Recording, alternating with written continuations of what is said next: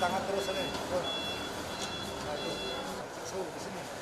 Poin-poin yang direvisi dalam Perwali adalah peraturan PSBB tahap 2, diantaranya pembatasan jam operasional kerja di perkantoran dan pusat perbelanjaan diberlakukan maksimal 7 jam, dari sebelumnya hanya 5 jam, namun dengan pembatasan 50% dari total keseluruhan pekerja setiap hari.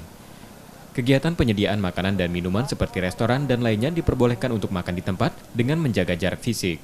Untuk perhotelan juga diizinkan menggelar pertemuan namun pengunjung dibatasi setengah dari ruangan dan menerapkan protokol kesehatan COVID-19.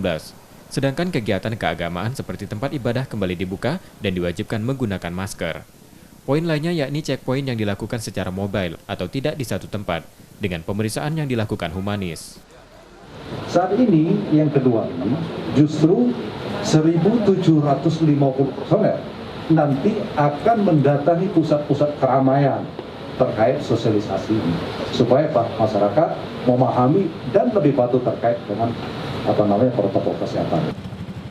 Perubahan Perwali PSBB tahap 2 yang lebih longgar, karena diakui sebagian warga mulai tertib. Upaya ini akan dilakukan dalam waktu panjang meski PSBB berakhir, hingga kurva penyebaran virus corona di Palembang turun sampai 0,7%. Rizky Oktora, Muklas Diferensial, Trivida, Kompas TV, Palembang.